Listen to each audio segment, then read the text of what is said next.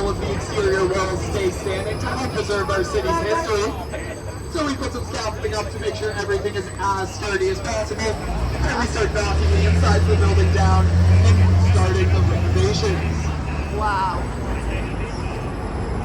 Now coming up on our left-hand side, we're going to pass Halifax City Hall. City Hall is home to our mayor, Mike Savage, and he loves the Harbour Hopper. Usually likes to leave little notes in the main door windows. If you all want to look over to our left-hand side, just about now. Oh, there it is. Hello, Harbour Hopper.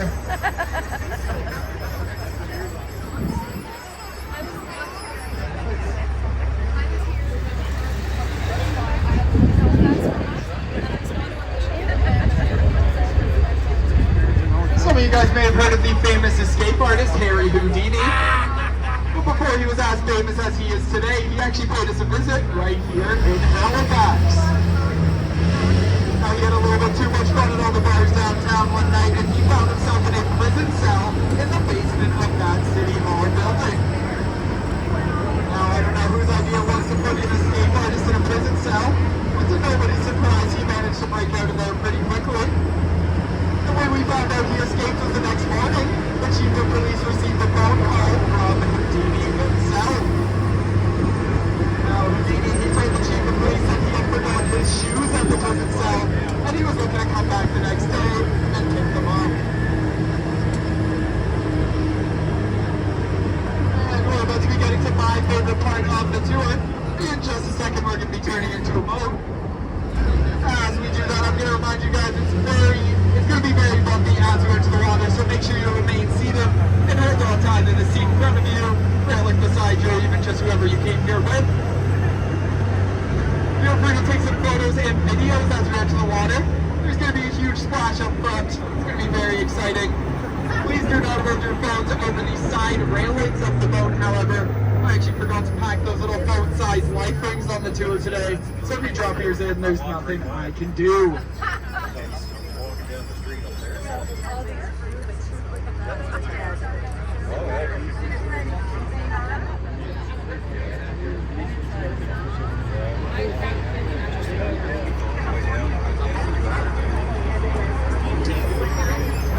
I'm going to hop off the mic now so that our captain can talk to Halifax traffic, but I'll be right back with you guys as soon as we're in the water. Thank you.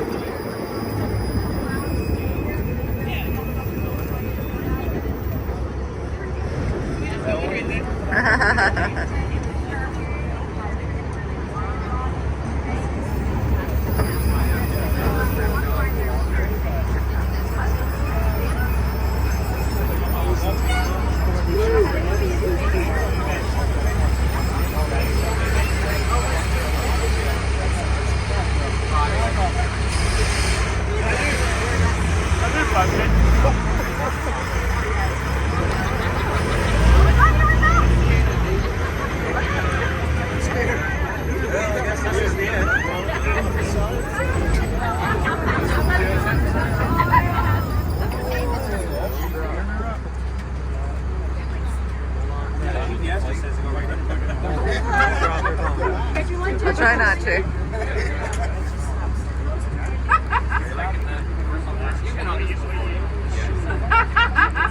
I got my arm hooked here.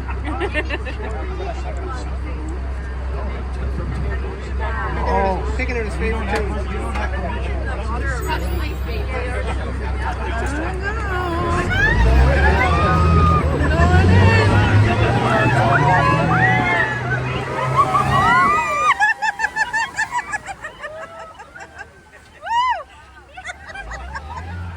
Don't try this at home.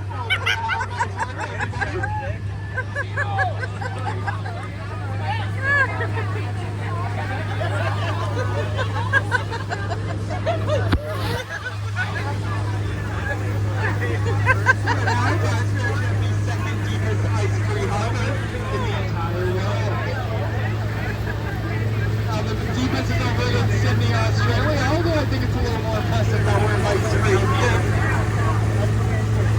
The deepest parts of the harbor here in Halifax are about 79 meters deep. Although I'd say it's like 4 meters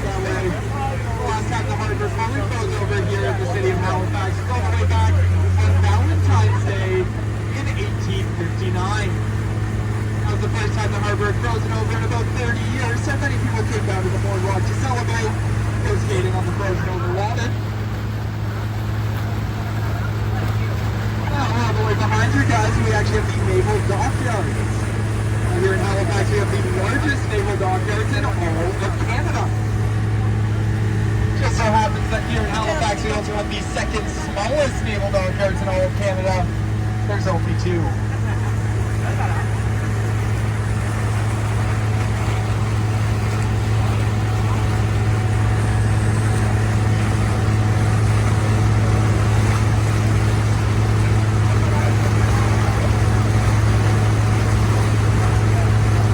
Now it looks like we're going to be passing another one of the Harbour Hoppers here in the water.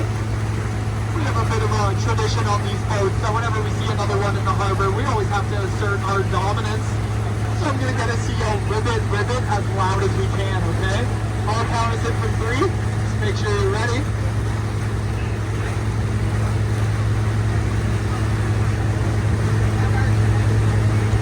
Okay, everyone ready? 3, 2, 1, ready!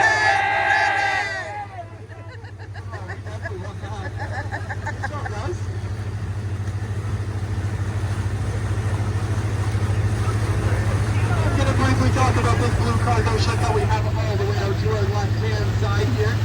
Despite the logo on the side of that ship, it actually has zero affiliation with Google. It's just a very similar looking logo for a different shipping company. That boat's here in the harbor right now picking up parts for wind turbines.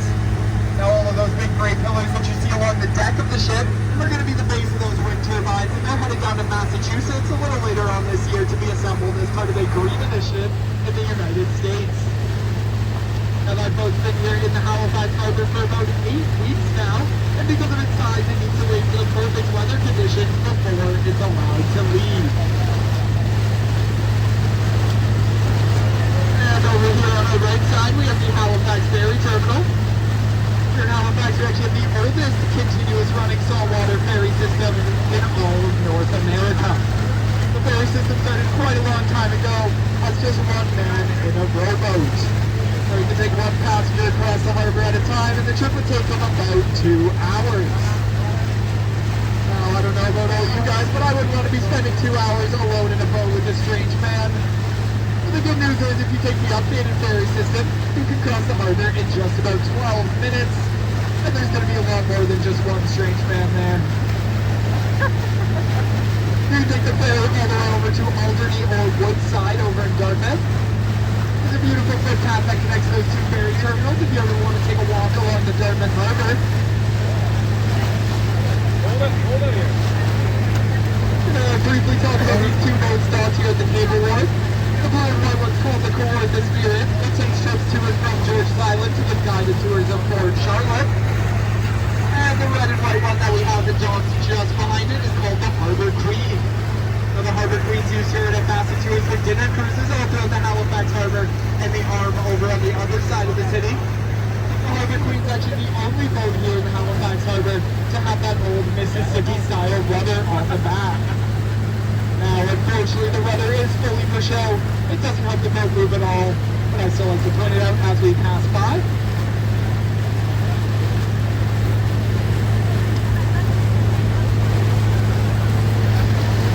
Now, this rust-colored building over on the right-hand side is called the Queen's Park. It's a luxury condo complex and is also home to the only 5-star hotel here in Halifax. You guys might have noticed the set of stairs running down the backside of the building into the water.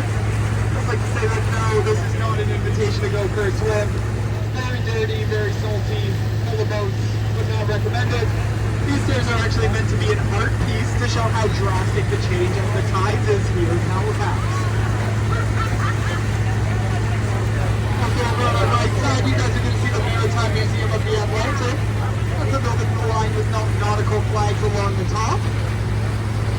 The Maritime Museum owns this green and white ship that we're seeing in front of us, the CSS Acadia. The Acadia is an old retired Arctic research ship. It's pretty famous here in the Halifax Harbour. It's the only boat in these waters that has survived both World Wars and the Halifax explosion.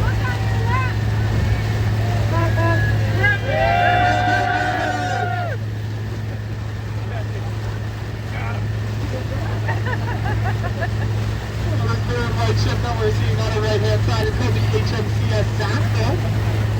Sackville is an it's also the last remaining ship of its class. These boats were used back during the Second World War to escort cargo ships crossing the Atlantic. And the Sackville actually saw action one morning while escorting some cargo over to Europe. It ran into 2 German U-boats and was credited with 1 probable kill and 1 probable damage.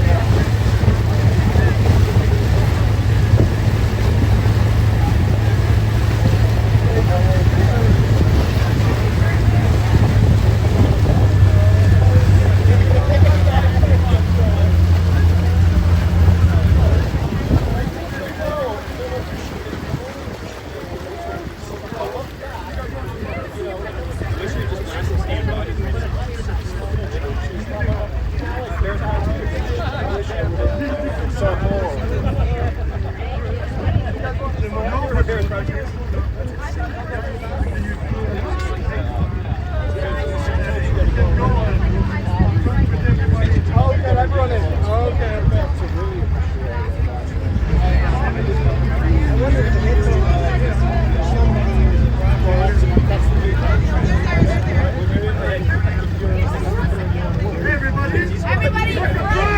See ya for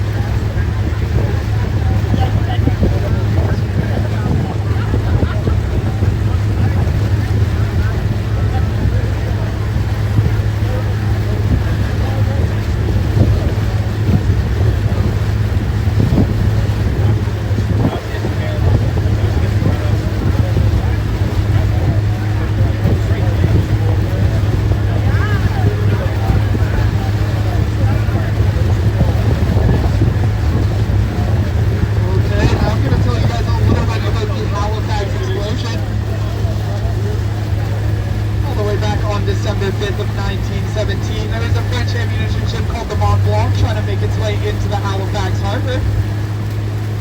And they arrived a little bit later than they expected to on the night of December 5th. In fact, during the First World War, we would put anti-submarine nets up across the mouth of the harbour, making sure no unwanted visitors could enter. The Mont Blanc arrived just after those nets had been put up, meaning they had to stay the night outside. Now they were flying a red Bravo flag that signaled they had dangerous cargo on board, and they didn't want that flag to be a target on their back for the night, so they decided to take it down. Now at the same time, all the way behind me in the Bedford Basin, there was a Norwegian ship called the Emo that was a couple days late leaving the city of Halifax because they had no coal. Now on the morning of December 6th, they got a brand new shipment of coal and they were in quite a rush to leave the city. They were moving way faster than they should have been throughout the water in the harbor, and as they approached that bridge all the way behind me, they tried to overtake a slower moving ship. Now underneath that bridge is called the Narrows. It's the narrowest point of the harbor. Very dangerous for two ships to try and pass each other in that area. And as the Evo moved into the opposite lane to overtake the slower ship, they put themselves on course for a head-on collision with the Mont Blanc. Now both ships signaled for the other one to move out of the way, but neither one wanted to move because unfortunately the Mont Blanc forgot to raise that red flag they took down the night before, and eventually the two ships collided. Now all the metal rubbing together during the collision created some sparks and started a fire on board the Mont Blanc. The crew instantly knew what was going to happen. They all abandoned ship and swam over to Dartmouth, where they tried to warn people, but unfortunately the crew only spoke French. They couldn't communicate with anyone once they were there in Dartmouth. In the meantime, many people left their homes and left their jobs to gather along the Halifax boardwalk and watch these two ships burn. The Mont Blanc burned for about 20 minutes before finally exploding. Now, this was the largest man-made explosion in human history up to this point, and continued to be until the first atomic bomb was dropped. The blast was so loud it could be heard all the way over in Prince Edward Island and Cape Breton Island. Now about 2,000 people died and 9,000 more were injured. It was one of the deadliest events to ever happen on Canadian soil, as well as the largest mass blinding in the country's history. To make matters even worse, that night Halifax got hit with a terrible winter storm. Many people were left without a safe place to stay and with newly sustained injuries. That's when the city of Boston, Massachusetts stepped in to help out. The people of Boston were able to send trainfuls of building supplies and food up to the city of Halifax. Many people would even take windows out of their own homes and load them on trains to help replace all the blown out glass here in the city. The entire graduating class of Harvard Medical School even made the trip to Halifax to treat people and their newly sustained injuries. Here in the city, we were very thankful for everyone over in Boston and the huge role they played in helping us rebuild after the explosion, and we needed to think of a way to repay them. Now, as some of you guys know, Nova Scotia is the Christmas tree capital of Canada, so we decided that every year we would pick out our biggest and brightest tree and send it down to Boston to be used in their tree lighting ceremony. Now, this tradition started all the way back in 1918 and continues to happen to this day. So if you guys are over in Boston around the holidays and you see a beautifully lit up tree in the Boston Commons, just know that it made its way there all the way from Nova Scotia. Now I'm going to hop off the mic once again as we exit the harbor here. I'm going to remind you guys it's going to be just as bumpy as when we entered, so make sure you remain seated. And I'll be right back with you guys once we're on dry land.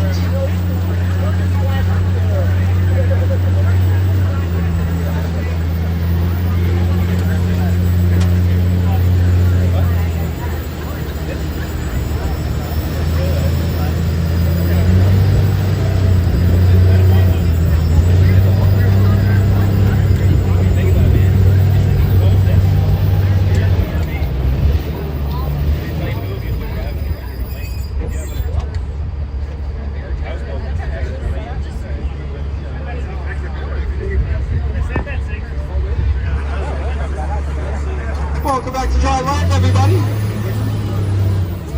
Now that we're back on dry land, I'm going to tell you all a little bit about the Titanic. Considering not much talk about that ship, but we're still out on the water. Back when the Titanic sunk, all of the closest ports were fully frozen over. And as I mentioned before, we have a naturally ice-free port here in Halifax, so that means that this city is where most of the rescue missions left from. Now it says a 3-day journey from the city of Halifax to the site of the Titanic. So we quickly realized that our rescue missions were going to be turning into recovery missions.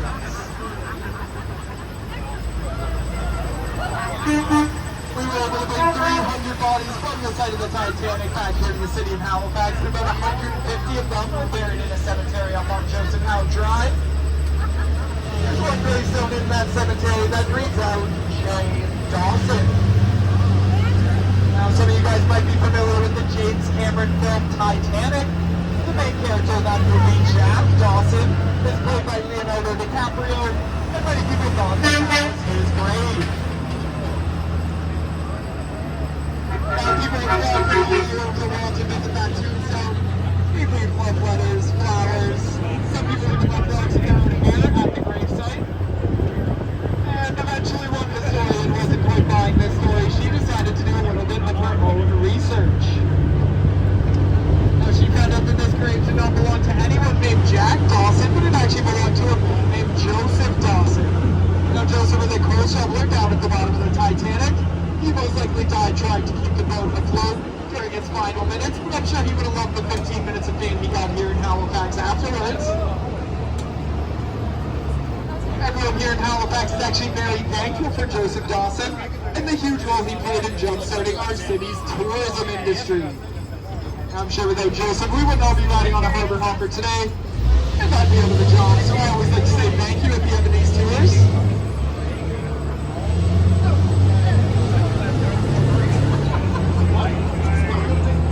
Cameron took tons of inspiration from the city of Halifax while shooting the movie Titanic. Many of the scenes were shot right here in the city, including the final one where Rose throws the locket back into the sea. Now, the first time they tried to shoot that scene, they were using a plastic locket, so she threw it into the water and it floated straight back up to the top, ruining their shot.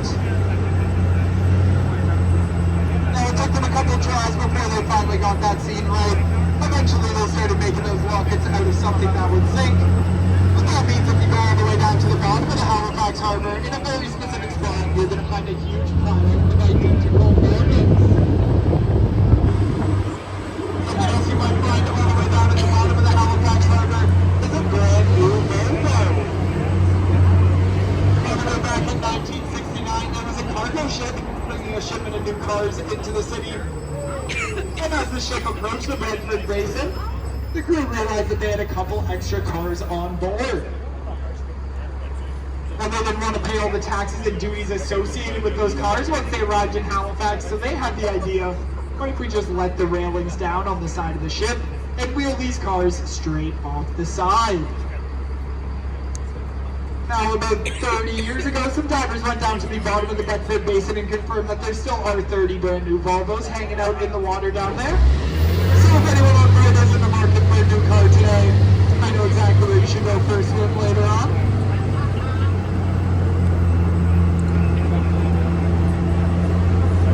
And some of you guys might recognize where we are right now. That's because on our left-hand side, just behind this condo building, you're going to see the Harbour Hopper parking lot. Means it's my least favorite part of the tour. It's where I have to say goodbye to all you lovely people. If you guys enjoyed the tour today, feel free to go online and leave us a review. If you want to mention us by name, I'm Chris and this is Captain Tim. I know that my dad loves reading all the reviews from back home in Toronto, so he'd be super excited if you guys left a nice one about me today. If you guys didn't enjoy the tour today, then I got some great news for you as well. It's over. You don't have to go online and bully me. It really wouldn't make my afternoon much better.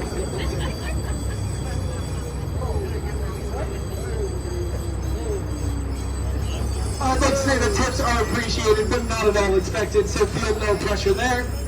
As we go into the parking lot, there's going to be some trees on the right-hand side of the boat that reach in and try and give you a high five. I'd like to ask that we all just lean out of the way. Please don't grab these trees. If you really want a high five, I can give you one at the bottom of the stairs after the tour. I'd also like to ask that we all remain seated until I fully drop those stairs down. I'll let you know once we're ready to unload.